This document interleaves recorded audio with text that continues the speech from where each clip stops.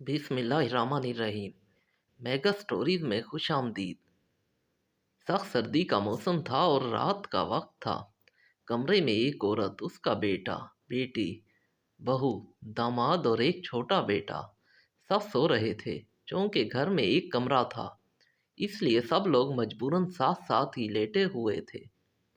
आधी रात के वक्त औरत किसी काम से उठी तो क्या देखती है, उसका बड़ा बेटा और बहू एक ही चारपाई पर एक दूसरे से जुड़कर लेटे हुए हैं। ये मंजर देखकर औरत का तो दिमाग ही घूम गया। उसने बहू का बाजू पकड़कर जोर जोर से झंझोड़ना शुरू कर दिया तो वो बेचारी गहरी नींद से जाग गई। तो औरत ने गुस्से से उसे कहा, बेहया, थोड़ा वक्फा करके लेटो, ये जानते हुए कि कमरे में तुम्हारे अलावा और भी लोग मौजूद हैं। बहू शर्मिंदा सी हो गई और अपने शोहर से थोड़ा दूर होकर लेट गई। वो भी क्या करती, सर्दी थी कि इस कदर के जिस्म के आर पार हो रही थी। फिर उस औरत की नज़र पास दूसरी चारपाई पर पड़ी तो उसने देखा कि उसकी बेटी और दामाद भी वहाँ सो रहे हैं और दामाद सर्दी की वजह से सुकड़ कर लेटा हुआ है।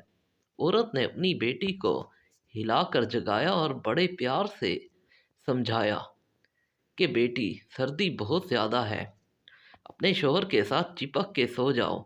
देखो सर्दी से बेचारे की क्या हालत हो रही है। उसकी बेटी ने फर्मा बरदारी से माँ की बात मान ली और अपने शोहर से जुड़ के लेट गई। उस औरत का छोटा बेटा जो साथ लेटा जाग रहा था, उसने ये सारा माजरा अपनी आंखों से देखा तो उससे रहा ना गया। वो अपनी माँ के दोहरे मेयार और दोगलेपन को देखकर ऊंची आवाज़ में बोल उठा, वाह माँ वाह, आपकी क्या कहने हैं। आपने एक कमरे में दो मौसम बना डाले हैं, बहू और बेटे के लिए गर्मी का मौसम और बेटी और दामाद के लिए सर्दी का मौसम।